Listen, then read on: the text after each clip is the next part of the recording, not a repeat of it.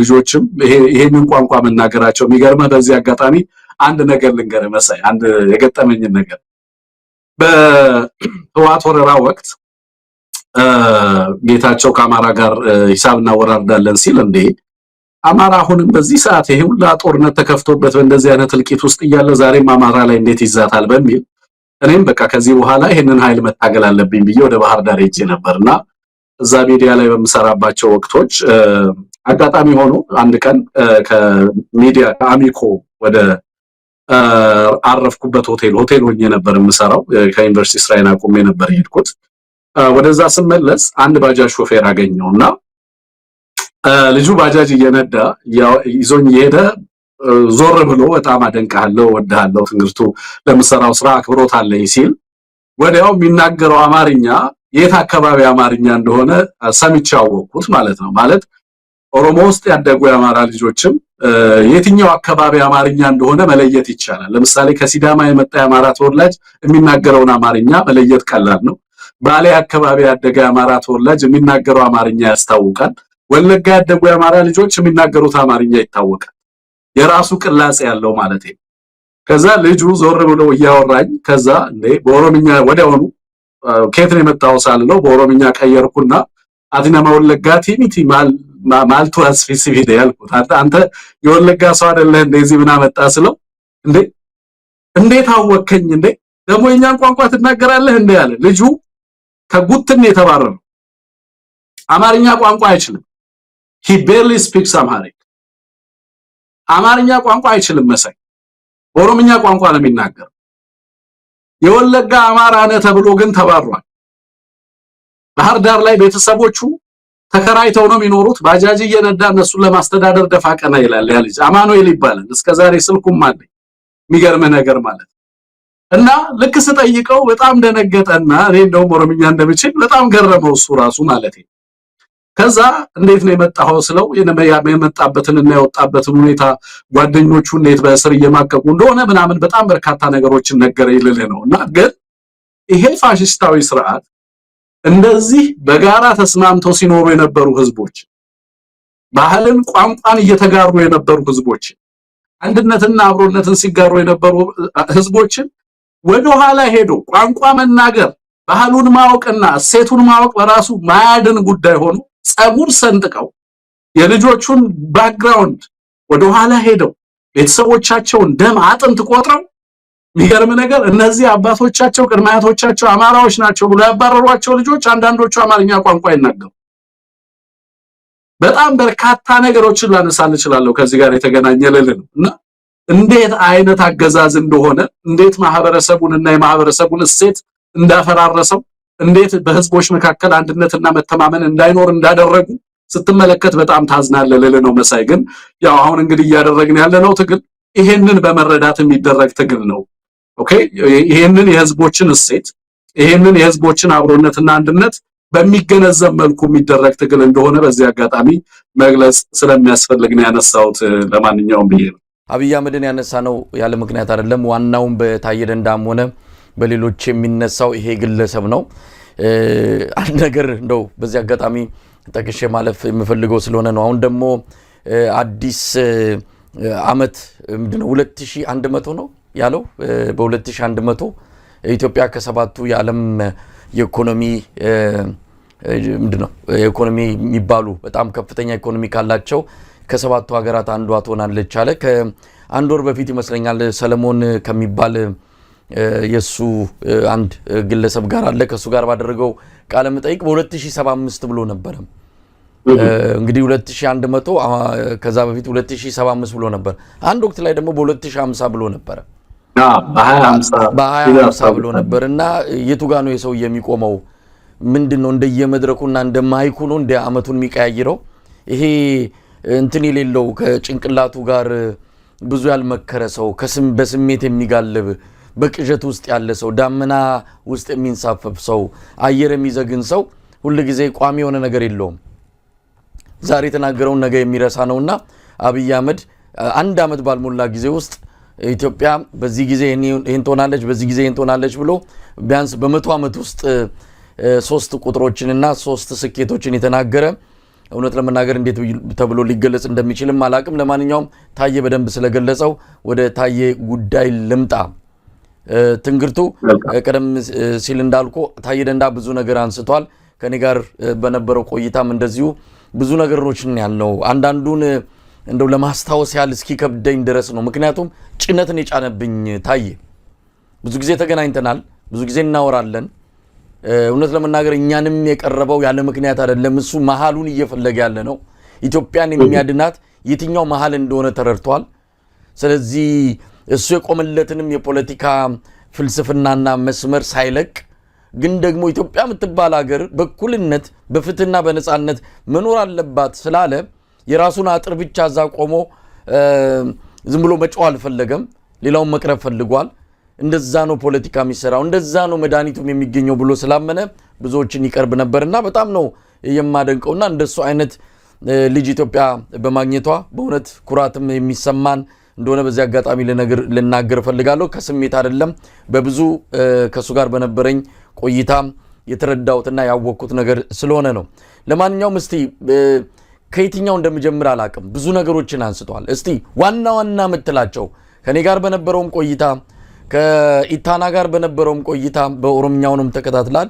ዋና ዋና ታዬ ደንደዓ ያጋለጣቸው የተናገራቸው ብዙዎቻችንን ብዙ ነገር ያስባለን ጉዳዮች እስቲ ምንድን ናቸው? በአንተ በኩል ዘርዝረ የምትገልጸው ካለ። መሳይ 4 ክፍል ቃለ መጠይቅ ነው። እኔ 4ቱንም ክፍል ቃለ መጠይቅ የአማራ ህዝብ መስማት የኢትዮጵያ ህዝብ መስማት አለበት ብዬ ነው ማስበው። በተደጋጋሚ በተለይ ተርጉሜም ለማቅረብ የሞከርኩት ሙሉን አይደለም መሳይ፣ ቃል በቃል ለመተርጎምም ተቸግሬ ነው። ምክንያቱም ቪዲዮ የኔ አይደለም፣ እኔ ኦውንም አደርገው አይደለም፣ ክሬዲት ሰጥቻለሁ። ግን ሙሉ ለሙሉ ቪዲዮውን ተረጉመን ፍቃድ ስላልነበረኝ ያለኝ በተወሰነ መልኩ እየቆራረጥኩ ይጠቅማል ለሚሉት ጉዳዮች ላይ ብቻ ነው ሐሳብ ለመስጠት የሞከርኩት እንጂ ሙሉ ተተርጉሞ መቅረብ ያለበት ነው ብዬ ነው ማስበው። በአማርኛም የሰጠው ቃለ መጠይቅ አለ፣ እሱንም ሰዎች ማዳመጥ አለባቸው። ካንተ ጋር የሚያደርገው ቆይታ በጣም ያስገረመኝ 30 ምናምን ደቂቃ ነው፣ ግን በጣም ጠቃሚ ነገሮችን ያነሳበት ስለሆነ እሱንም ሰዎች እንዲሰሙት በዚህ አጋጣሚ እጠይቃለሁ። መሳይ ምን ያላስገረመኝ ነገር አለ? እሱ ከተናገራቸው ነገሮች ከሰላም ሚኒስተር ሲሾም መሳይ ሰላም ሚኒስተር ሲሾም በጣም የገረመኝን ነገር ካንተ ጋር በስልክ ስናወራ ያነሳህልኝ ነገር አለ እና ዛሬ ግን መነሳት አለበት። የኢትዮጵያም ህዝብ የአማራም ህዝብ እንዲሰማው ስለምፈልግ ማለት ነው። ሰላም ሚኒስተር ሲሾም ምንድነው ያለው?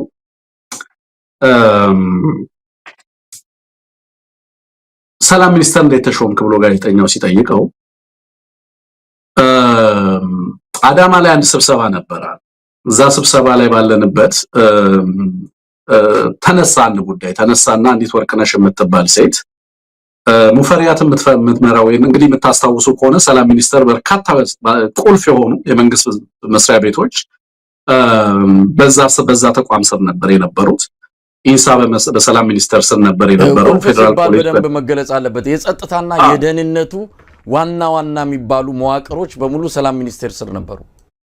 በትክክል ሁሉም በዛ ተቋም ስር ከ8 ያላነሱ መስሪያ ቤቶች ወይንም ተቋማት ቁልፍ የሚባሉ የሰላምና የደህንነት ተቋማት በዛ ስር ነበሩ።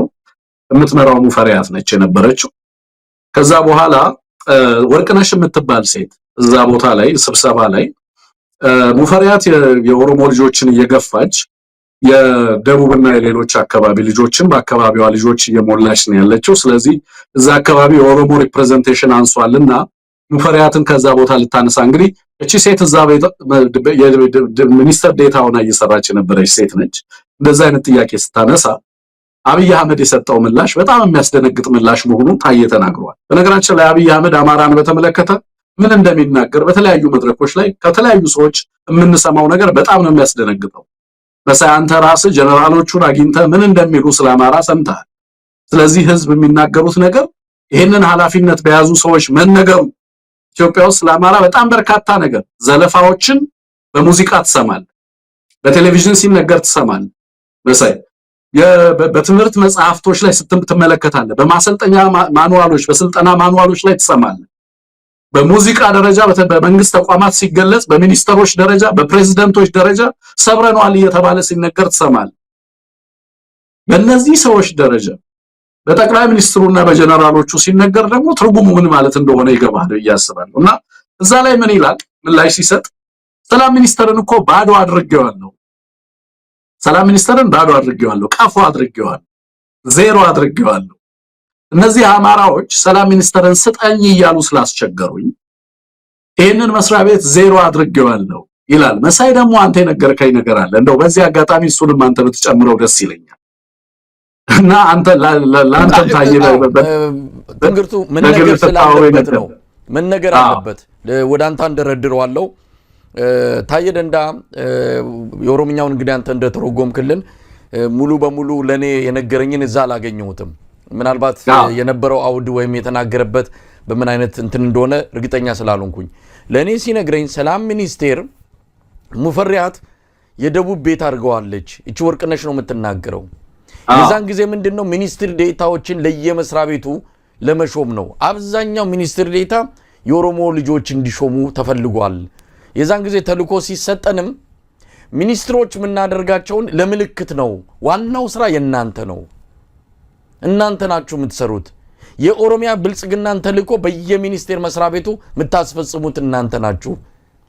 ሚኒስትር የምናደርገው የኮታ ጉዳይ ስለሆነ ለምልክት እናስቀምጣችኋለን፣ ትልቅ ኃላፊነት አለባችሁ ሲባል ነው ወርቅነሽ ተነስታ የሰላም ሚኒስቴርን እኮ ማነች ሙፈሪያት የደቡብ ማን እንደም የስልጤን ያለችው ከአትክልተኛ ጀምሮ ስልጤ ብቻ አድርገዋለች፣ ኦሮሞ ተገፍቷል ብላ ስትነግረው ግድ የለም ሰላም ሚኒስቴርን ገድየዋለሁ ነው ያለው። ቃል በቃል ገድየዋለሁ፣ ሬሳ አድርጌዋለሁ። ያን ሲል እነዛ ቀደም ሲል አንተ የጠቀስካቸውን የፌደራል ፖሊስን የመረጃና ደህንነት መስሪያ ቤትን ኢንሳን አርቲፊሻል ኢንተለጀንስ ብዙ የጸጥታና የደህንነት ተቋማትን በሙሉ በጠቅላይ ሚኒስትር ጽፈት ቤት አድርጎ ሰላም ሚኒስቴርን አንድ ሚሊሻ እንኳን የማያዝ ቀፎ የሆነ ኤንጂኦ ነው ያደረገው። ዝም ብሎ እንደዛ ስላደረኩት ሬሳ አድርጌዋለሁ። አማራ ደግሞ ሬሳ ያከብራል፣ ሬሳ ይወዳል፣ ለአማራ ሰጠዋለሁ አለ። ገረመን። እሱ ያው በግሉ ስሜቱን ነው። በጣም እንግዲህ አብይ አህመድ አማራን እንጠላለን ብሎ ሌሎችንም በሱ ነው የሚያስበው፣ እኔንም ጭምር አለ። በኋላ እኔን ሚኒስትር ዴኤታ ሲያደርገኝ የሰላም ሚኒስትር ዴኤታ ሲያደርግ ጠበቅኩና በኋላ ላይ ጠየቅኩት፣ የገደልከውን ሬሳ ያደረግከውን ሚኒስቴር መስሪያ ቤት እንዴት እኔን ሚኒስትር ዴኤታ ታደርገኛለህ ስለው ለትልቅ ኃላፊነት ለትልቅ ተልኮ ስለምንፈልግህ እዛ ሆነ ጠብቃለኝ። ይሄው በጣም ከባድ ነው። ለዛ ነው ብናልፍ አንዱ ዓለም የሰላም ሚኒስቴር ሆኖ የመጣው አንድ ሚሊሻ ሰራዊት ማያዝ ቀፎ የሆነ አቅም የሌለው ጥርሱ የተራገፈ ጥፍሩ የተነቀለ ሰላም ሚኒስቴር ነው የተሰጠው። ስለዚህ እሱ እንዳለ እንግዲህ ሬሳ የሆነን ተቋም ነው ለብናልፍ አንዱ ዓለም የሰጠው። ምክንያቱም ብናልፍ አንዱ ዓለም ምንም እንኳን ለአማራ ተቆርቋሪ ባይሆንም በአብይ አህመድ አስተሳሰብ እንግዲህ አማራ ነው ዞሮ ዞሮ። ስለዚህ ይሄንን ባዶ የሆነ ተቋም መያዝ አለበት ነው የሚለው እና ደግሞ 2 ቢሊዮን ብር በጀት መድበውለት ነበር ለዛ ተቋም በወቅቱ ነው የሚለው ታዬና መሳይ። እንግዲህ በዛ ኢንተርቪው ታዬ ዜሮ አድርገነዋል አለ። ይሄንን መስከረም 26 ነው አብይ አህመድ ስብሰባ ላይ ያለው። ከዛ በ28 ለታዬ የሚኒስተር ዴታነት ደብዳቤ ጻፈለት። ሰላም ሚኒስተር ዴታ አድርጎ ሾሞ ማለት እንዴ ዜሮ አድርገዋል ነበር እንዴ? በቀደም ሬሳ አድርጌዋለሁ ብለሃል ነበር እንዴ? እኔን ሬሳ የሆነ ተቋም ውስጥ ለምንድን ነው የምትመድበኝ ሲለው አይ አንተን ለሌላ ተልኮ ስለምፈልግ እንግዲህ ቁጭ ብለህ ጠብቀኝ አለኝ ነው። እንግዲህ ላንተም ያወራው ነገር ተመሳሳይ ነው። እዛ ኢንተርቪው ላይ ያልገለጸው ነገር ሬሳ የሚለውን ነገር ነው። ታዬ ምናልባት በህዝቡ ዘንድ ከፍተኛ የሆነ ቅሬታን ይፈጥራል ብሎ ስላሰበ ነው። ግን ዛሬ መነገር ስላለበት ነው። አብይ አህመድ እንዴት ነው የአማራን ህዝብ የሚያየው የሚለውን በትክክል ህዝቡ ማወቅ ስላለበት ነው በነገራችን ላይ። እና አንደኛው ነገር ይሄ ነው። በጣም የሚገርመው ነገር መሳይ ይሄንን አንስቷል። ሌላው በሁለተኛነት ደረጃ እንግዲህ እዛው መድረክ ላይ የተነሱትን ጉዳዮች ነው ማነሳው። 3 ነገሮችን ነው ያነሳው። በዚህ በትግራይ ጦርነት የነበረውንና የኢትዮጵያ ህዝብ የነበረውን የትግራይ ጦርነት ተከትሎ የነበረውን ከጦርነቱ ጋር ተያይዞ የነበረውን ኢትዮጵያ ውስጥ ይነገር የነበረውን በተደጋጋሚ በሚዲያዎች በልሂቃን ይነገር የነበረውን ነገር ታስታውሳለህ መሰለኝ።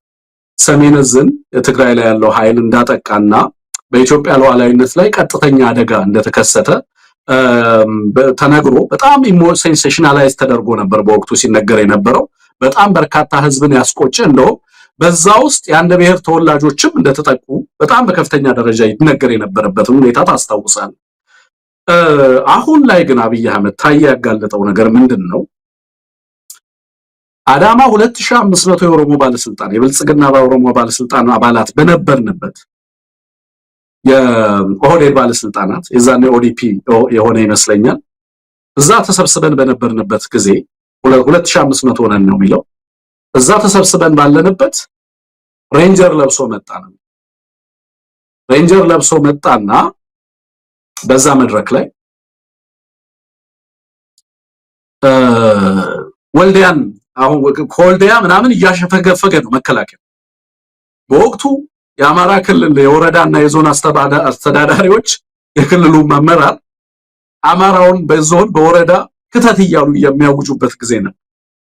ምክንያቱም መከላከያው ህዝቡን ሊጠብቅ አልቻለም። ጥሎ እያፈገፈገ ነበር የነበረው። መሳይ እንደምታስታውቀው ወጣቶች ዱላ ይዘው ምን ይዘው ያልታጠቀ ማህበረሰብ ነው። አንዳንዱ በጣም ከፍተኛ ትንቅንቅ ያደርጉ ነበር። አስታውሳለሁ የወልዲያ ከተማ ከንቲባ ያደረገውን ሁላ ነገር በጣም ትዝ ይለኛል። በብዙዎቹ ነገሮች ምናስታውሰው እሱ ምን አላቸው እንዴ አሁን መከላከያው ጥሎ እየወጣ ያለው ወልዲያን እየጣልን እየወጣን ያለ ነው አቅቶን የሚመስላችሁ ሞኞች እዚህ ውስጥ አላችሁ። አቅቶን እኮ አይደለም መከላከያውን እያስወጣን ያለ ነው። ይሄ አማራ የሚባለው ማህበረሰብ እብሪቱ እንዲተነፍስ ነው መከላከያውን እያወጣን ያለ ነው። ፋኖ እያለ የሚያሳየው እብሪት እንዲተነፍስ ነው። እስኪ አቅማቸውን እንዲያውቁ ልካቸውን እንዲያውቁ ነው መከላከያውን ዊዝድሮው እያደረግን ያለ ነው፣ እያሸሸን ያለ ነው።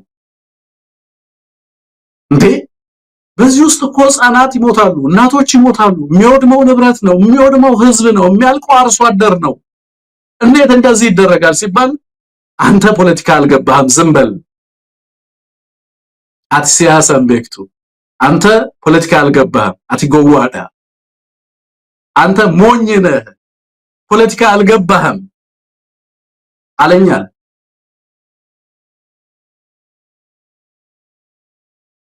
ኦኬ በተደጋጋሚ መሳይ ይሄ ነገር በተለያዩ ሰዎች ሲገለጥ ነበር። የታየን ንግግር ለምንድን ነው ትኩረት የምሰጠው? አንደኛ ተራ ግለሰብ አይደለም፣ ሁለተኛ ቦልድ ታየ በንግግሩ በነገራችን ላይ ይሄን ቃለ መጠየቅ አድርጌ ምን እንደሚመጣ በህይወቴ ላይ አላውቅም ነው የሚለው። መታሰሩን ብቻ አይደለም ከዛም ያለፈ ነገር ሊመጣ እንደሚችል ግን ለዛም የተዘጋጀ እንደሆነ የሚገልጸው ነገር አለ ማለት ነው። ሌላው ቀጥተኛ የነበረ ሰው ከሌላ ሰው ሰማው አይደለም ታየ እያለ ያለው እኔ በነበርኩበት መድረክ ላይ ነው የሚለው።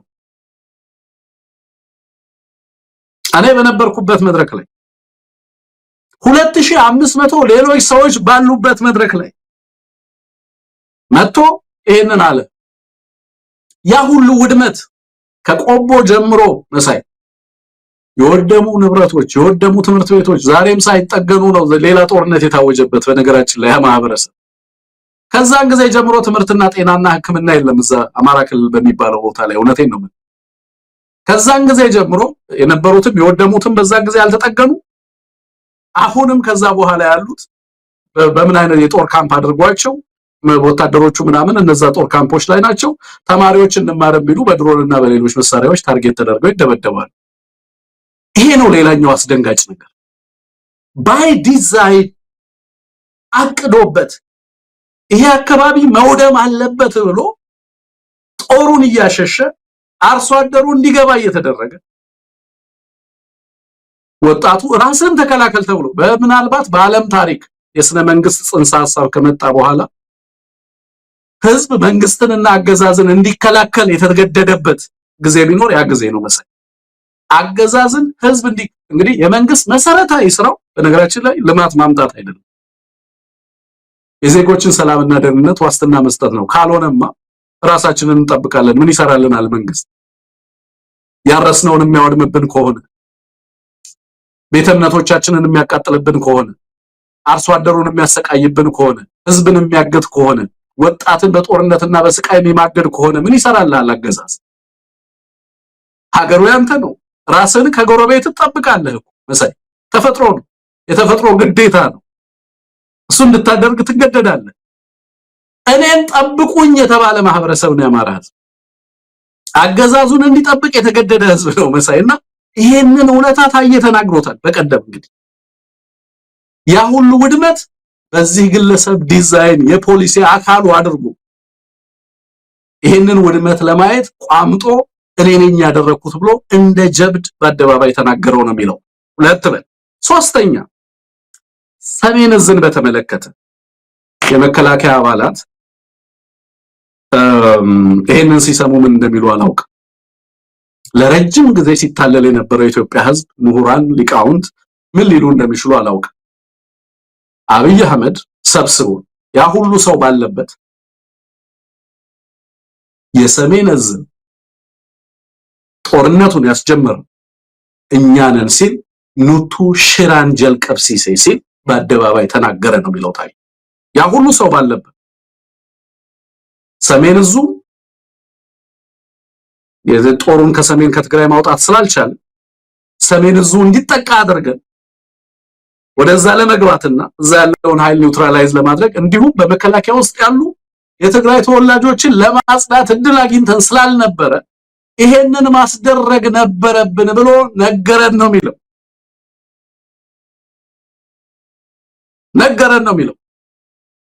ይሄንን የመለሰው መቼ መሰለ መሳይ አብይ አህመድ በሰው ልጆች ደም የሚነግድ አረመኔ ነው ብለሃል ተናደህ ነው ይሄንን የተናገርከው ወይስ አምነህበት ነው ተብሎ ሲጠየቅ ነው ይሄን የተናገረው ምን አለ እንዴት ተናድጄ ልናገር እችላለሁ አንድ በአንድ ያለኝን ነገር ላስታውስ ቆይ ከ2010 ጀምሮ የተናገራቸውን ነገሮች ላምጣልህ ብሎ ወደ ኋላ ሄዶ እያንዳንዱን ግለሰቡ የተናገረውን ነገር በዝርዝር ያስቀምጣል ስለዚህ ስለ አማራ ክልል መወረር ስለ ሰሜን ዕዙ መመታትም በዝርዝር ምናልባት ሰዎች ነገ ይሄንን ቃል መጠየቅ እንግዲህ ሆርን ላይ ተናግሮት ከሆነ ነገ ሊሰሙት ይችላሉ መሰለኝ ሌላኛው ጉዳይ ይሄ ነው ሌላው የከረባው ትንግርቱ ታየ ደንዳ ስለዚህ ጉዳይም ለኔ ያጫወተ ነገር አለ በጣም አስገራሚ ነገር ነው ቀደም ሲል አንተ ስትገልጸው የታየ ደንዳ እያንዳንዷ ነገር በቋንቋ ልዩነት ኦሮምኛና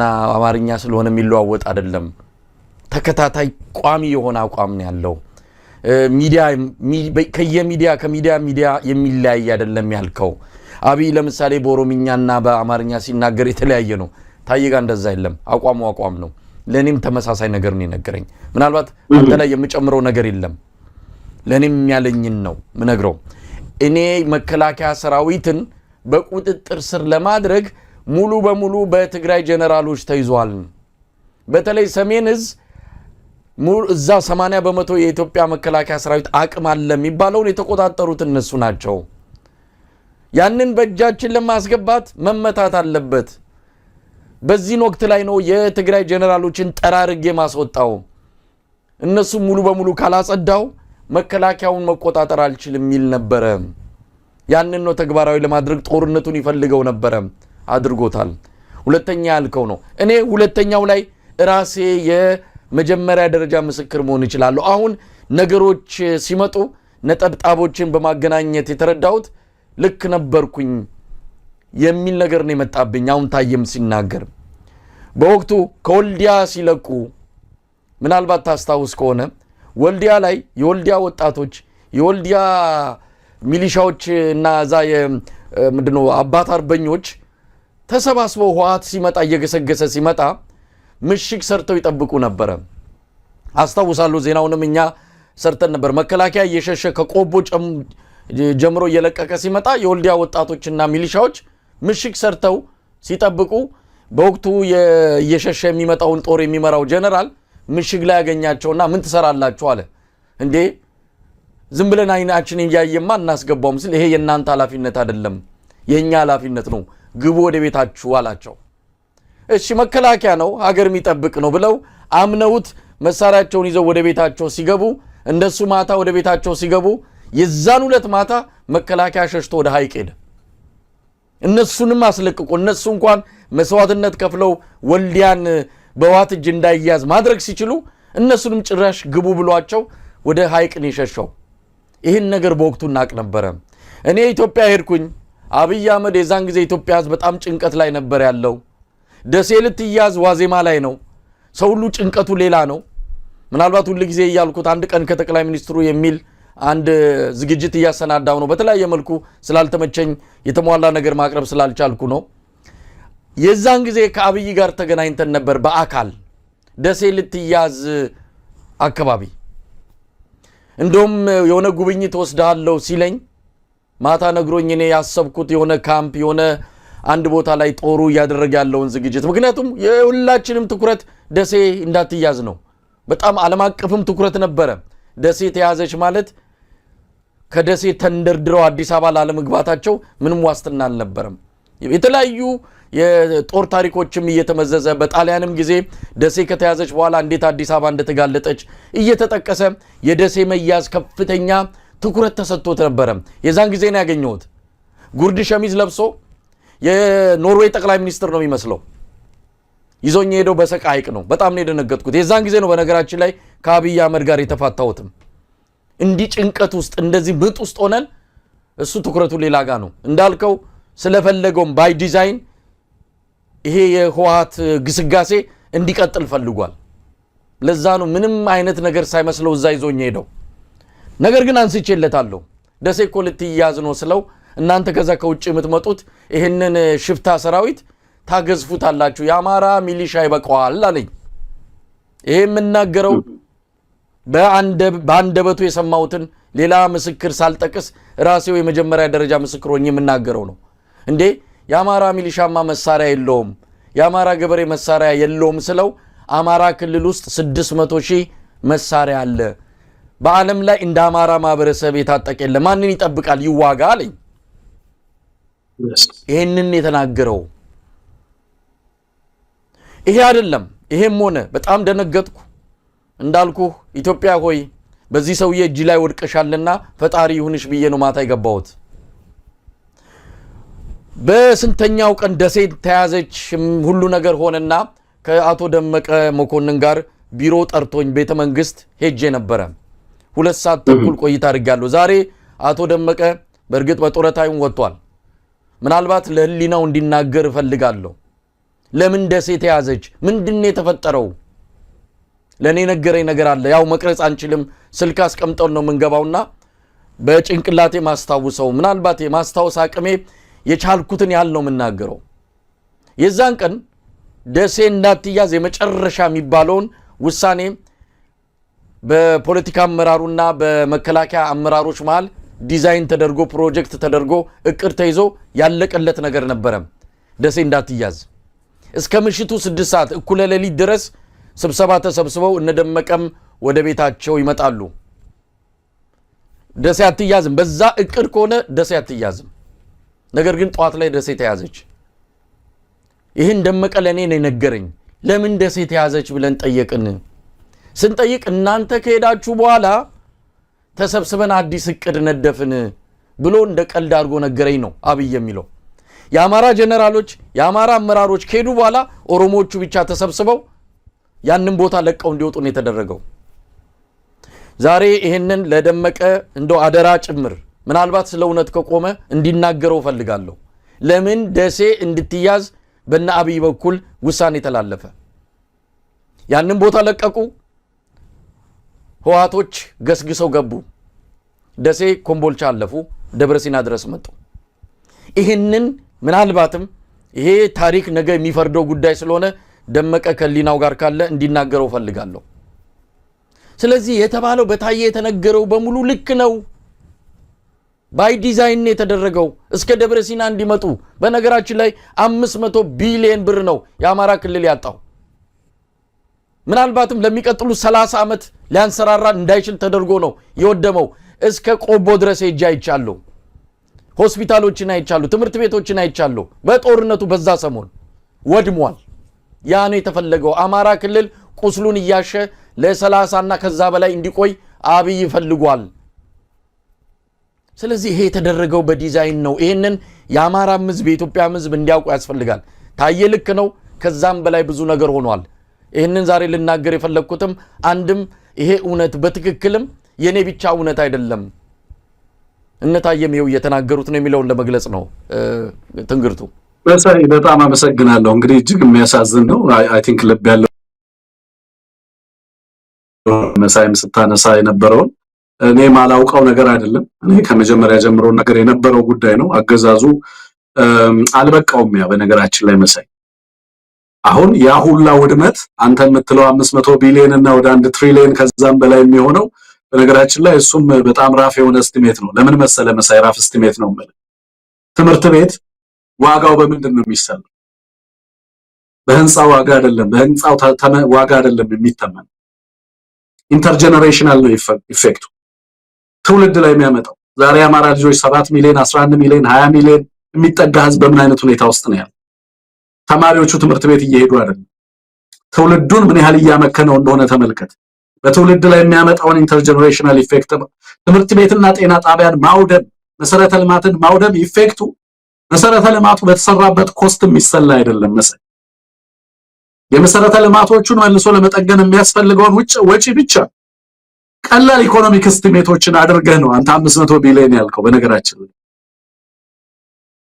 በዋጋ የማይተመነው የሰብአዊ የጦርነት ውድመት እልቂቱ፣ የሰብአዊ ውድመቱ፣ የሀብት የንብረት ውድመቱ በምን ይገለጻል መሰለ? በስንት ይለካል እሱ? በስንት ዋጋ በስንት ምን ያህል ገንዘብ እናስቀምጥለት እንችላለን? ያ ብቻ አይደለም መሰለ ከዛ በኋላስ ጦርነቱ ቆመ ወይ? በነገራችን ላይ ጦርነትንና የጦርነትን እንትን በተመለከተ አብይ አህመድን በተመለከተ ታየ ያነሳው ነገር አለ እዚህ ላይ ልጨምርልህ። የአብይ አህመድ ጦርነትን አብይ አህመድ የፖለቲካ ችግሮችን ወይንም ያጋጠሙትን እንቅፋቶች ለመፍታት የሚጠቀመው አይደለም ይላል ታየ። ዋር በአብይ አህመድ is something that is continuous። ጦርነት ለአብይ አህመድ ቀጣይነት ያለው ፕሮጀክት ለአብይ አህመድ ቅራኔዎችን መፍቻ ቱል አይደለም ጦርነት። የአስተዳደር ስርዓቱ ዘይቤውን የስነ መንግስቱ ኮር ፍልስፍና ከዛ ይቀዳል። ለአብይ አህመድ ሰላም ማለት በጦርነት ሁኔታ ውስጥ መቆየት ማለት ነው ይላል ታዬ። ልክ ኦርዌል በ1984 በሚለው መጽሐፉ እንደተጠቀሰው ዋር ኢዝ ፒስ ነው የፓርቲው ስሎጋን የነበረው። እና አብይ አህመድ ጦርነት አንድን ሚሽን የምታስፈጽምበት ጉዳይ አይደለም። ለምሳሌ አንድን ተልእኮ ፈጽመህ ከዛ ከተልእኮ በኋላ ትወጣለህ አይደል? የሆነ አካባቢ ላይ ተልእኮ ቢሰጠው ወታደር ያንን ተልእኮ ሚሽን አኮምፕሊሽ አድርጎ በዚህ ጊዜ ገብቶ በዚህ ጊዜ ይወጣል ነው አይደል? ለአብይ እንደዛ አይደለም። የኢትዮጵያን ህዝብ በተለይ ደግሞ የተመረጠውን ህዝብ ጠላት ብለው ታርጌት ያደረጉትን ህዝብ ኢንስቴት ኦፍ ዋር በጦርነት ሁኔታ ውስጥ ማቆየት ነው። ፖሊሲ ነው ይሄ። ታየ ይሄንን ነው የሚነግረን። ተዋክተን የምናሸንፈው ጉዳይ አይደለም ጦርነት፣ ተዋክተን የምንስቀጥለው ጉዳይ ነው ጦርነት ብለው ነው የሚያምኑት። ፖሊሲው እሱ ነው የሚለው መሳይ። war is fought not to be won። ጦርነቱ የምትዋጋው ለማሸነፍ አይደለም፣ ግዳጅን ለማስፈጸም ወይንም ተልእኮን ለማስፈጸም አይደለም። ጦርነቱ በራሱ ነው ግብ። እና አብይ አህመድ ፓርቲያቸውን ብልጽግና ሲሉ የኢትዮጵያን ነባራዊ ሁኔታ ሳይረዱት ቀርተው አይደለም። በዛ ፓርቲ ውስጥ የተሰባሰቡ ልጆች አብዛኞቹ ምናልባት እንደኛ የደሃ ልጆች ናቸው። መበልጸግ ምን እንደሆነ የተሻለ ግንዛቤ ያላቸው መስሎ አይታየኝ። አንዳቸውም በብልጽግና በሚባለው ዓለም ውስጥ ኖረው አያውቁ። ልክ በአብዛኞቹ የኢትዮጵያ የፖለቲካ ድርጅቶች ዴሞክራሲን እንደሚመኙት አንዳቸውም ግን ኖረውት እንደማያውቁት አይነት በጣም በርካታ ህዝብ በረሃብ የሚቆይበትና የሚቆላበትን ሀገር ብልጽግና እንዳሉት ሁሉ እጅግ አስከፊ ጦርነት በሚካሄድበት ማህበረሰብ ላይ የፓርቲያቸው ስም እና የመንግስታቸው ተቋማት የሰላም ሚኒስተር እያሉ የሚያቋቁሙት የሚቀልዱበት ነው። ስለዚህ ስለ ሰላም ሲያወሩ ስለ ቀጣይነት ስላለው ጦርነት እያወሩ እንደሆነ ልንገነዘብ ይገባል። መሳይ ታየ ነገረን። እሱን ቀጣይነት ስላለው ጦርነት እያወሩ ነው። ይሄ እጅግ አዋጭ ነው ይላል ታየ። ለምን? ከፍተኛ የሆነ የኮምፒተንሲ ችግር አለበት። አብይ አህመድ በተረጋጋ ማህበራዊና ኢኮኖሚያዊ ፖለቲካዊ ምህዳር ውስጥ ማስተዳደር አይችልም። ከፍተኛ የአቅም ችግር አለበት። እሱ እንዲታወቅበት አይፈልግም ነው የሚለው። እንደው እጅግ የሚያበሳጨው ነገር አቅምና የአቅም ውስንነት እንዳለበት ከታወቀበት የሚሰማው ፍራስትሬሽን ቀላል አይደለም ይላል። አካባቢው ላይና በዙሪያ ያሉትን ሁላ ለማጥፋት የሚነሳበት ዋነኛው እሱ መታወቅ የሚፈልገው በመፈራት ነው። ሴረኛ ነው፣ አደገኛ ነው እንዲባል ነው የሚፈልገው። ምክንያቱም ያ ፍርሃት የህዝብን አእምሮና ልብ ስለሚቆጣጠርለት ማኪያቬሊያን ፍርሃት ሌጂቲሜሲ ይለዋል። ይሄንን በፍርሃት ሌጂቲሜሲው ማግኘት ይለዋል። የፍቅር ሳይሆን ኤግዛክትሊ ቅቡልነትህን ሪላየብል የሆነው ያስተዳደር ስርዓት ይላል ማኪያቬሊ። ሪላየብል የሆነው ያስተዳደር ስርዓት በፕሪንስም ሲጽፍ የምትመካበትና የምትተማመንበት በሰዎች ዘንድ የፈጠርከውን ፍርሃት ነው። ስለዚህ አብይ አህመድ የኢትዮጵያን ህዝብ ልብና አእምሮ በፍርሃት መቆጣጠር ይፈልጋል። ጋዜጠኛው እንዲፈራ፣ ምሁሩ እንዲፈራ፣ በዙሪያው ያሉ ሰዎች በነገራችን ላይ በዙሪያው ያሉ ሰዎች ከነሱ በላይ ለእውነታው የተቃረበ ሰው እኮ የለም። ስለ ፓርቲው እውነት፣ ስለ አገዛዙ እውነት ያውቃሉ። እንደነሱ ደግሞ የሚፈራ የለም። በቀደም ለምሳሌ ልንገር፣ ባለሀብቶችን ሰበሰበና ምን አላቸው? እዚህ ውስጥ ያላችሁ 60% የምትሆኑት አብዛኛው የኢትዮጵያ ባለሀብት ጽንፈኛ ኃይሎችን የሚደግፍ በገንዘብ የሚረዳ እና አብዛኛው ሌባ ነው የሚል ነገር ተናገረ። በእርግጠኝነት አሁን መረጃችሁን ይዤ ስላልመጣው ነው እንጂ ይላቸዋል ሲናገር። የእያንዳንዳችሁን መረጃ ይዤ ስላልመጣው ነው እንጂ ቢያንስ 60-70% የምትሆኑት እያለ ነው የሚያወራው። እዛ ጋር ያሉት ሰዎች ምንድን ነው የሚያስቡት? ስለ እያንዳንዳችን መረጃ አለው ማለት ነው። ስልኮቻችንን ይሰማል። ዛሬ እንደውም ማንሞት ሲያነሳ የነበረው ነገር ነበር። እያንዳንዱ መስሪያ ቤት ላይ ከላይ ያለው ፎቅ ላይ የሱ ቢሮ አለ። ንግድ ባንክ ስትሄድ የመጨረሻው ፎቅ ላይ የሱን ቢሮ አድርጓል። መከላከያ ሚኒስቴር ስትሄድ ከላይ የሱን ቢሮ አድርጓል። እሱ ባይኖርም ቢሮዎቹ በወታደር ይጠበቃሉ። ከስር ያሉ ሰዎች በኮንቲኒየስ በሆነ ፍርሃት ውስጥ ሆነው እንዲያገለግሉ፣ ምክንያቱም ወታደሮች ከላይ አሉ። የሰውየው ባይኖርም የሱ መንፈስ አለ ብለው እንዲፈሩ፣ ሁሉም ቦታ ላይ እሱ ይመለከተናል፣ ሁሉም ቦታ ላይ እሱ ያየናል ብለው እንዲያስቡም ለማስገደድም ጭምር። ስለዚህ ያንን ፍርሃትና የፍርሃት ድባብ በሌሎች ላይ በማስፈር አገዛዙንና ያገዛዙን እንትን ለማስቀጠል የሚሄድበት ርቀት ነው። አይ ቲንክ ታዬ ሰበረ የምለው ነገር ይሄንን የፍርሃት በርካታ ሰዎች ያንን ሰብረው በነገራችን ላይ ዋጋ እየከፈሉ ያሉ ፖለቲከኞች፣ ጋዜጠኞች እንዳሉ አንዘንጋ መሳይ ግን በጣም ኮምፎርታብል ሊቀመጥ ከሚችልበት በማንነቱ ምክንያት ሳይጠረጠር ማለት ነው። ታዬ በኦሮሞነትም ከሆነ ከአብይ አህመድ የተሻለ ክሌም ሊያቀርብ የሚችል ግለሰብ ስለሆነ በዛ የማንነትና በማንነት ዙሪያ ክስ አይቀርብበትም። አማራ ስለሆንክ ነው ይሄን ያልከው አይባልም። ስለዚህ ያን ክመት በሌሎች ላይ የአማራነት ደካማነት ሆኗል። ሌሎቹ እውነት እየተናገሩ የሚከሰሰው ማንነታቸው፣ እውነትን እያጋለጡ የሚከሰሰው ማንነታቸው ነው ሌሎች። እሱ ግን ማንነቱ አይደለም።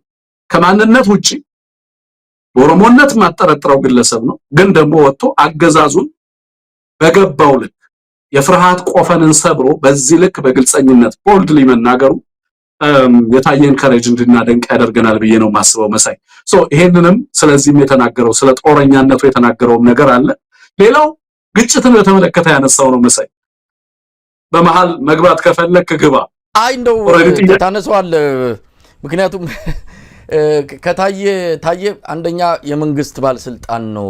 ትልቅ መስሪያ ቤት የሰላም ሚኒስቴር ዴታ የነበረ ነው። ከሌላው የሚለየው ወይ ከአገዛዙ ወጥቶ አይደለም፣ እዛው አገዛዙ ውስጥ ሆኖ ነው። አስታውሳለሁ ለኤምኤስ ቃለ መጠይቅ ሰጠ። የሰላም ሚኒስቴር ዴታ እያለ አልተመቸውም። ብዙ ነገር ይጎረብጠው ነበር። አንድ የሰብአዊ መብት ምናልባት አሁን ስሙ መጥቀስ አልፈልግም ሰብአዊ መብት ዳይሬክተር አለና የሆነ አንድ ኮንፈረንስ ተዘጋጀ። የአውሮፓ ህብረትን ያዘጋጀው አዲስ አበባ ላይ አስታውሳለሁ። እዛ ኮንፈረንስ ላይ የሰላም ሚኒስቴር ተጋበዘ። የመንግስት ባለስልጣን ይጋበዝ ተባለ። ምክንያቱም ምንድነው የሰብአዊ መብት ድርጅቶች የመንግስትን ኃጢአት ሊናገሩ ነው። ስለዚህ ባላንስ ለማድረግ የመንግስትም ሰው ይጋበዝ ተባለና ከሰላም ሚኒስቴር ሲጠራ ያው ሚኒስትር ዴታው ታዬ ደንደዓ ተሰጠንና እሱ መጣ። አሁን እነዚህ የሰብአዊ መብት ድርጅቶች የመንግስትን ኃጢያት የመንግስትን ክፍተቶች ይናገራሉ። መንግስት ደግሞ ድጋፍ የራሱን ሳይድ የራሱን መከላከያ ያቀርባል በሚል ነበር የተጋበዘው።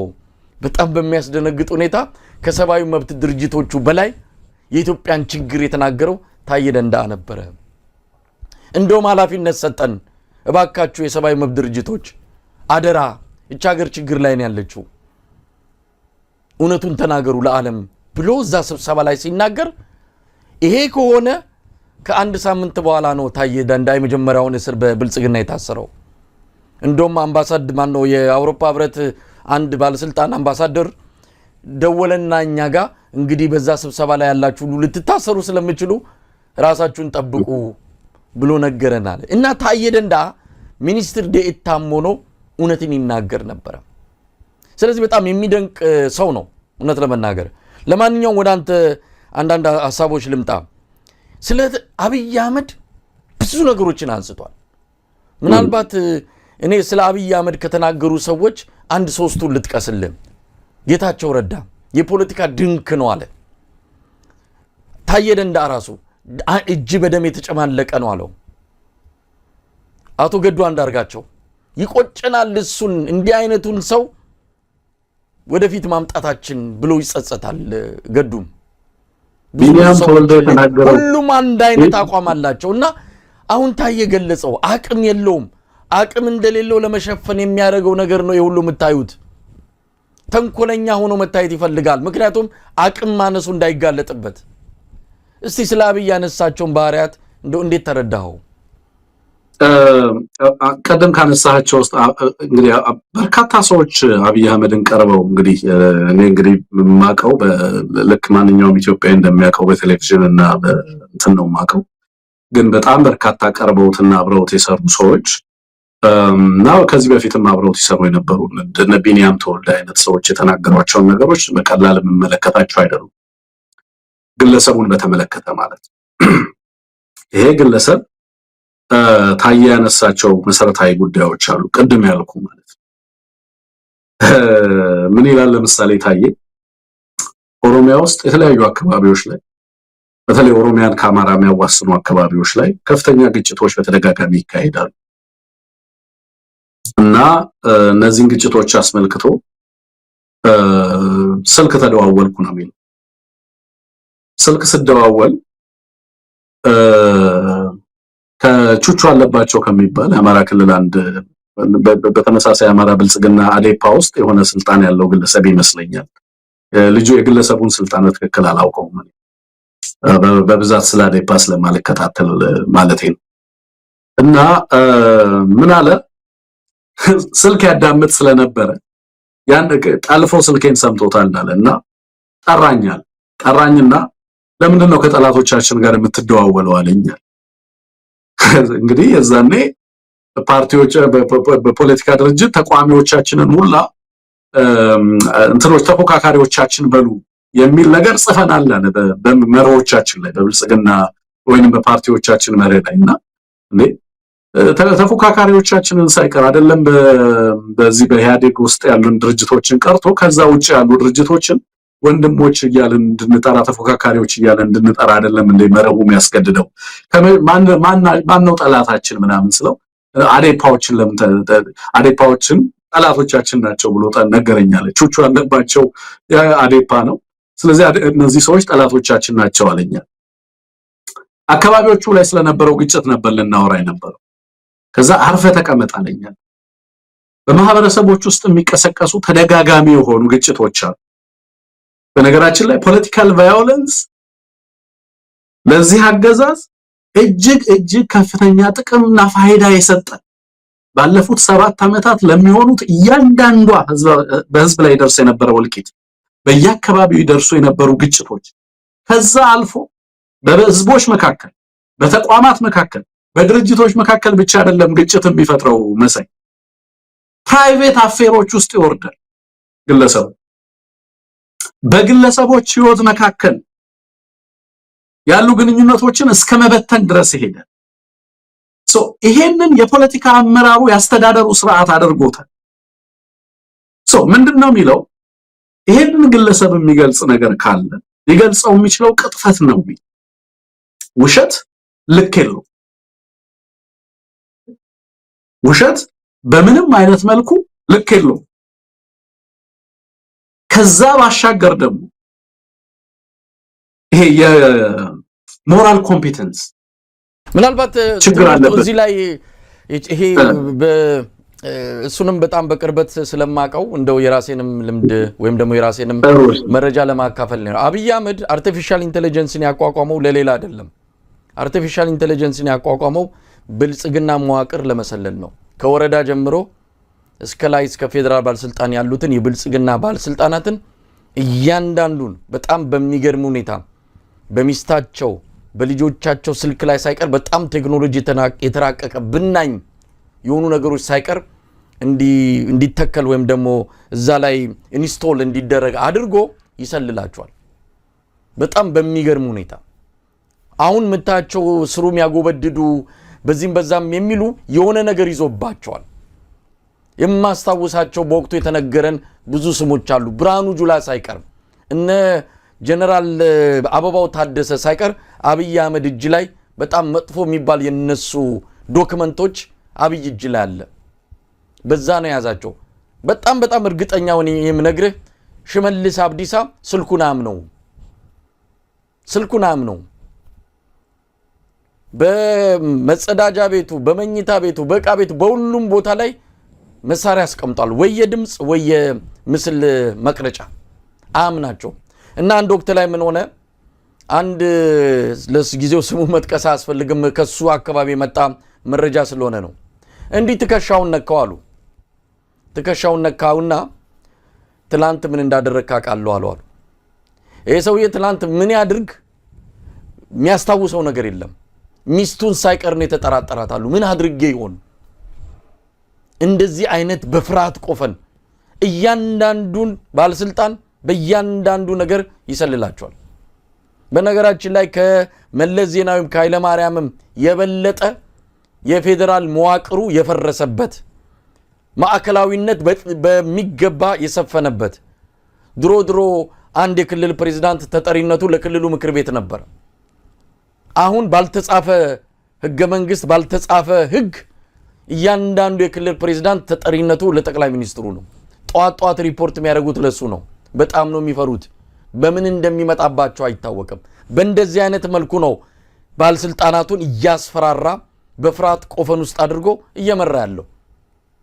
ይሄ ሁሉ የፍርሃቱ የአቅመ ቢስነቱ ውጤት እንደሆነ ነው የሚነገረውና ይሄን እዛ በቅርበት እናቅ ነበር እንሰማ ነበር። ግን አሁን አየህ ብዙ ነገሮች እውነት እየሆኑ መጡ ማለት ነው።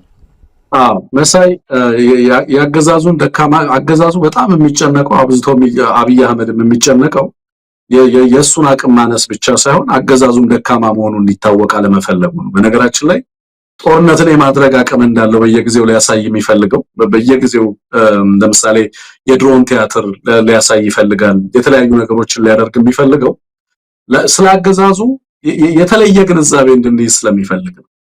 በጣም ደካማ የሆነ አገዛዝ በምንም አይነት መልኩ አዲስ አበባን ፉሊ እና ኤፌክቲቭሊ ኮንትሮል ማድረግ የማይችል አገዛዝ እንደሆነ እንዲታወቅበት አይፈልግም።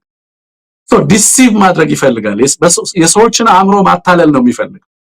ልክ እንዳልኩ ነው። የፓርቲውን ስም ብልጽግና ብሎታል ነው።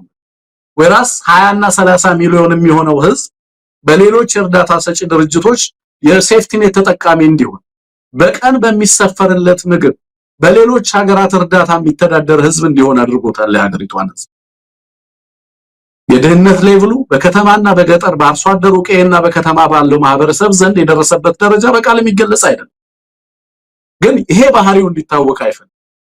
ሁሉ ጊዜ የምታየውና ሊያሳይ የሚፈልገው ፊት እውነተኛ ማንነቱ እንዲገለጽ የማይፈልገውን ፊት ነው የሚያሳይ።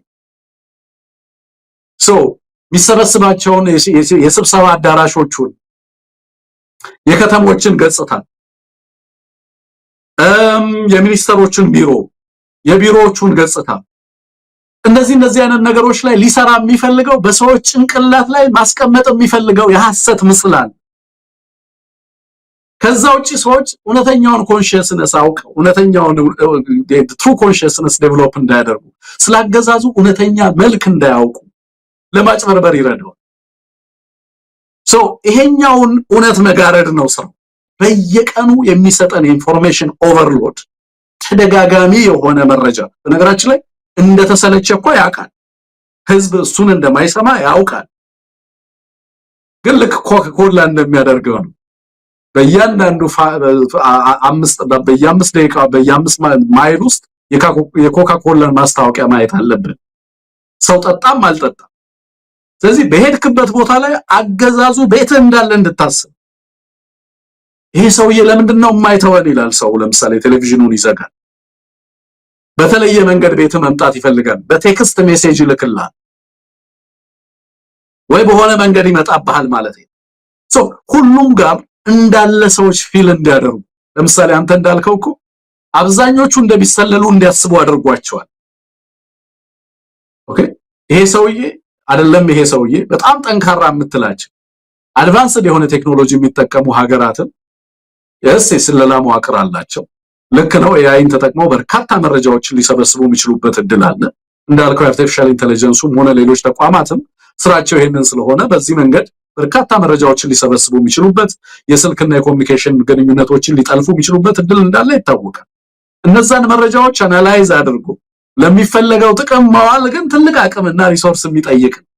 ግን ግለሰቡ ሁሉ የሚሰበስባቸውና እሱ በየቦታው ይሄ ኦምኒ ፕሬዘንስ እንዳለ በየስፍራው እኔ ያለው በየቤቱ እኔ ያለው በእያንዳንዱ ግንኙነታችሁ እኔ ያለው የሚለውን ድባብ መፍጠር በሰዎች አእምሮ ውስጥ ያንን ፍርሃት ማጫር ትልቁ ዓላማ። ስለዚህ ሰዎች እየፈሩ እንዲታዘዙ እየፈሩ እንዲገዙ ለማድረግ እድል ይፈጥርልኛል ብሎ ያስባል መሳይ ሰው። ከዚህ አንፃር እንዳልከው የፍርሃትን ድባብ ለመፍጠር ረጅም ርቀት ሄዶ እየሰራ እንዳለ ትመለከታለህ ማለት ነው። ከዛ ውጪ ግን ያገዛዙን እውነተኛ ባህል፣ ያስተዳደሩ ደካማነት ምን ያህል ሀገሪቷን ፓርት ነው የሚቆጣጠር በእያንዳንዱ ዘርፍ እንመዝን። ኦብጀክቲቭ ላይ ያገዛዙ በእያንዳንዱ ዘርፍ ልትመዝነው ትችላለህ። የፍትህ ስርዓቱ ምንድነው ያለበት ሁኔታ፣ የማህበራዊ አገልግሎቱ ምን አይነት ሁኔታ ውስጥ ነው ያለው፣ ትምህርት፣ ጤና እና ሌሎች አገልግሎቶች በምን አይነት ሁኔታ ውስጥ ነው ያሉት፣ የግብርናውን ሁኔታ ብትመለከተው፣ የሰላምና የደህንነቱን ሁኔታ ብትመለከተው፣ የመከላከያውን አቅም ብትመለከተው፣ በዲፕሎማሲው ዘርፍ በእያንዳንዱ ዘርፍ እያንዳንዱን ነገር ስትመለከተው አገዛዙ የት ጋር እንዳለ እውነተኛ ባህሪውን እኮ ታገኛለህ። ግን እሱን አይደለም በህዝብ ዘንድ መዝራት የሚፈልገው። እሱ የተለየ ገጽታ፣ ሰዎችን ማያውቁት ሰዎችን የሚያታልል ገጽታ በእያንዳንዱ ሰው ልክ በየዕለቱ እየተሰፋ የሚለቀቅ ኢንፎርሜሽን ኦቨርሎድ አለ። ያም መንግስቱ የዲሰፕቲቭ ገቨርንመንት እንዲሆን እያታለለ በውሸት ማስተዳደር፣ በውሸት መምራት፣ በውሸት ህዝብን እየቀጠፉና እያታለሉ የማስፈራራት ሂደቱን ተያይዞታል፣ አጠናክሮ ቀጥሎታል ብለህ ልትወስድ ትችላለህ። ታየ ከዚህ አንፃርም ያነሳቸው ጉዳዮች አሉ መሳይ። በርካታ ጉዳዮችን ያነሳው በማህበረሰብ ዘንድ የሚፈጠሩ ግጭቶችን፣ በግለሰቦች ዘንድ፣ በፓርቲ ውስጥ፣ በተለያየ ዘንድ የሚፈጠሩ ግጭቶች እጅግ ሆን ተብለው በዚህ አገዛዝ ታስቦና ታቅደው የሚሰሩ እንደሆኑ በስፋት ያነሳል ማለት ነው። እንደው ትንግርቱ ከዚህ ከኦሮማራ ጋር በተገናኘ ለአንከር ሚዲያ የገለጸው ነገር አለ። ኦሮማራ እንዴት እንደተፈጠረ፣ ኦሮማራ እንዴት እንደፈረሰ በእርግጥ በአብይ ፍላጎት የተመሰረተ ባይሆንም በኋላ ላይ የፈረሰበት ምክንያት ግን አብይ አህመድ በተለይም አሁን በደንብ ማንሳት ያለብን ይሄ አጣዬ አካባቢ ያለው ነገር፣ እዛ ቀጠና የተፈጠረውን ነገር ስናስብ የማን እቅድ እንደሆነ የማን ፍላጎት እንደሆነ በምን መልኩ በደህንነት መስሪያ ቤቱ በኩል ያ ሁሉ እልቂት አጣዬ 10 ጊዜ ነው የተቃጠለችው። ያ አካባቢ የትርምስ የሰው ልጅ እልቂት የሆነበት ምክንያት አብይ አህመድ ይሄ ኦሮማራ የሚባለውን በማፈራረስ እንግዲህ አቶ ብሎ ሰይሞታል። አማራ፣ ትግራይና ኦሮሞ ናቸው ለኔ የስልጣን ስጋት፣ ስለዚህ እነዚህ ሶስቱ ለኔ ስጋት እንዳይሆኑ ማድረግ አለብኝ የሚል ነገር፣ በተለይም ደግሞ አማራን ከሁለቱም ጋር ከትግራይም ከኦሮሞ ጋር እንዴት ማጋጨት እንዳለበት ዲዛይን አድርጎ የሰራቸው የተለያዩ ፕሮጀክቶች አሉ። አንደኛው ከኦሮሞ ጋር በተለይም ደግሞ በዚህ ባጣዬ ከዚህ ከኦሮሞ ብሔረሰብ አስተዳደር ዞን ጋር በተያያዘ ከትግራይና ከአማራ ጋር ደግሞ ይሄ የወልቃይትና የራያ ጉዳይ እነዚህን እንዴት እንደ ቁማር እንደሚጫወትባቸው በደንብ ታየ ገልጾታል። አብይ አህመድ ስለሌላው አይጨነቅም። ሌላው ከአማራ ከኦሮሞና ከትግራይ ውጪ ያሉትን እንደ ፈረስ ነው የሚጠቀምባቸው። እንደው ከአማራ አንጻር ያነሳውን ነገር በደንብ እንሂድበት ግድ የለም። ምክንያቱም መድኃኒቱ ህመሙን ካልተናገርን መድኃኒቱን አናገኘውም። ታየ በደንብ ገልጾታል። እኔን ምን እንዳለኝ ልንገርህ። አማራን የምጠላ ይመስለዋል አብይ አህመድ አለ። አማራን የምጠላ ይመስለውና ይህንን የሰላም ሚኒስትር ዴኤታ ሹመት በሰጠኝ በሆነ ጊዜ ላይ አንድ ነገር አሰበ። ያሰበው ምንድነው? አማራን ከማዕከላዊ መንግስት ቆራርጠን አጥፍተነዋል። ከአዲስ አበባ ጠፍቷል። በኢትዮጵያ በማዕከላዊ መንግስት ደረጃ ያለውንም አቅም አጥፍተነዋል። እንደማንኛውም አቅም እንዳይኖረው አድርገን ሰብረነዋል። አሁን በክልሉ እንዲወሰን አድርገናል። ክልል ውስጥም ቢሆን ተላላኪ መሆን አለበት። እዛ ገዢ ሆኖ የሚቀመጠው ስርዓት የሚል ነገር ሲነግረኝ እንዴ እኔ እኮ የታገልኩት የኦሮሞ እኩልነት እንዲመጣ እንጂ የአማራ በደል እንዲፈጸም አይደለም። ኦሮሞ ተበድሏል ብዬ ኦሮሞ እኩል እንዲሆን እንጂ ሌላው ማህበረሰብ እንዲበደል አይደለም ብዬ ስነግረው ደነገጠ። ከዛን ጊዜ ጀምሮ በማንኛውም እንዲህ አይነት በጣም በሚፈልጋቸው በጣም ወሳኝ ስብሰባዎች ላይ አልጋበዝም አለ። እኔ አልጋበዝም፣ ምክንያቱም እኔ የምፈልገው እኩልነትን እንጂ ያንድን ብሔረሰብ መጠቃት መበደል አይደለም። ይህንን አስረግጬ ነገርኩት ይላል። ምንድን የፈለገው አብይ በአማራ ማህበረሰብ ላይ ምንድን የፈለገው? አማራን ማድከም ነው የሚፈልጉት። ወደ ማዕከላዊ ስልጣን እንዲመጣ አይፈልጉም። አበበ ገላው ተናግሮታል። ለሚቀጥሉት 1000 ዓመታት አማራ ወደ ማዕከላዊ መንግስት ስልጣን እንዳይመጣ እናደርገዋለን እያደረግን ነው ብሏል። ምንድን የፈለገው የሰውዬ ከአማራ አንጻር በዚህ ደረጃ የሄደበት ርቀት ለምንድን ነው? እውነት ይሳካለታል ወይ? አይሳካለትም መሳይ። ከዛ መጀመሩ ይሻላል። አይሳካለትም። ምክንያቱም ይሄንን የሚገነዘብ ማህበረሰብ መፍጠር ነው የኛም ዓላማ፣ የትግሉም ዓላማ በዋናነት እሱ ነው። አማራን እንበትነዋለን፣ ሀገር አልባ እናደርገዋለን፣ ረፍት አልባ እናደርገዋለን፣ ሰላም አልባ እንዲሆን እናደርገዋለን፣ ተቋም አልባ እንዲሆን እናደርገዋለን፣ ፖለቲካ አልባ እንዲሆን እናደርገዋለን፣ ባህሉን እሴቱን መሳቂያ እናደርገዋለን የሚል አይነት ፕሮጀክት ነው እንግዲህ ይዞ በተደጋጋሚ ሲሰራ የነበረው። ከዚህ በፊት እንግዲህ የተለያዩ ኃይሎች በተለያዩ ጊዜ እየተነሱ ሰብረነዋል ሲሉ ምን ሰበር ነው ይላሉ።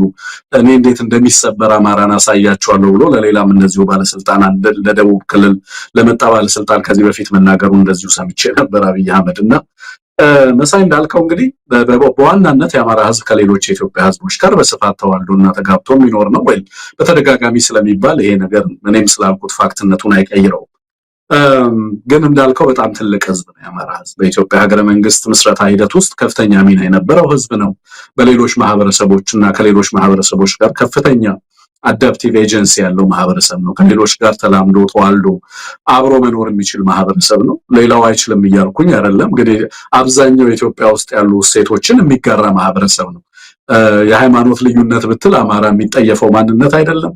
የሃይማኖት ዳይቨርሲቲውን ትመለከትበታለህ። ማህበረሰቡ ስትሄድ ሌሎች በርካታ ማንነቶች በውስጡ የያዘ ማህበረሰብ እንደሆነ ታየዋለህ። ሌሎች ቦታዎችም ሲሄድ ከሌሎች ማንነቶች ጋር እንደዚሁ ስምም ሆኖ የሚኖር የአምስት ሴት ያለው ማህበረሰብ እንደሆነ ትረዳለህ ማለት ነው።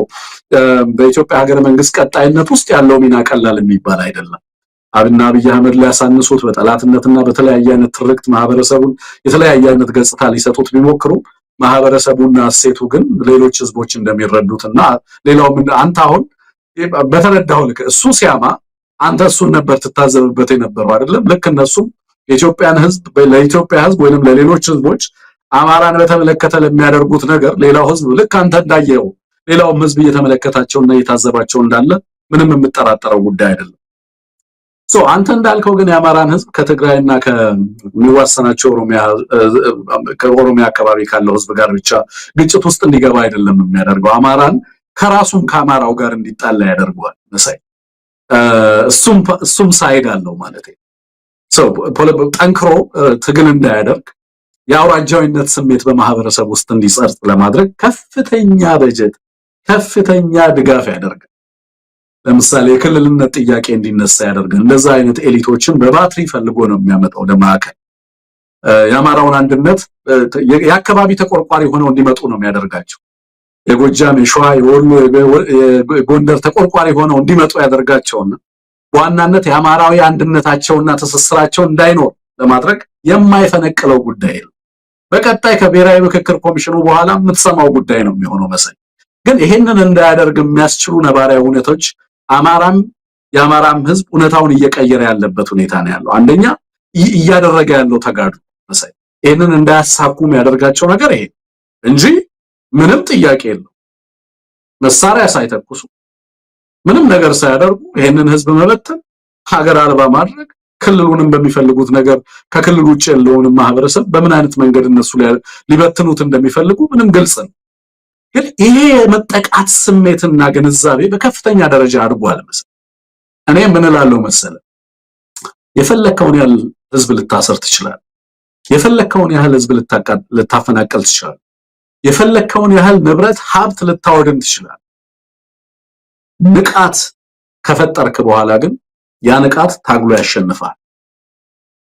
ለዚህ ነው የአማራ ህዝብ ይሄ አገዛዝ ምን አይነት አገዛዝ እንደሆነ በትክክል ከተገነዘበ ይሄንን አገዛዝ ወፈርካም ማድረግ አይቸግረው። አገዛዙ እንደው አንድ ላይ እንድትሄድበት ነው። አብይ አህመድ በባለቤቱ አማራ ነው፣ በእናቱ አማራ ነው፣ በእናቱ ኦርቶዶክስ ነው። እንግዲህ ይሄ ካልተቀየረ በስተቀር ለምንድን ነው እንደዚህ የአማራ ጥላቻ ውስጥ የገባው?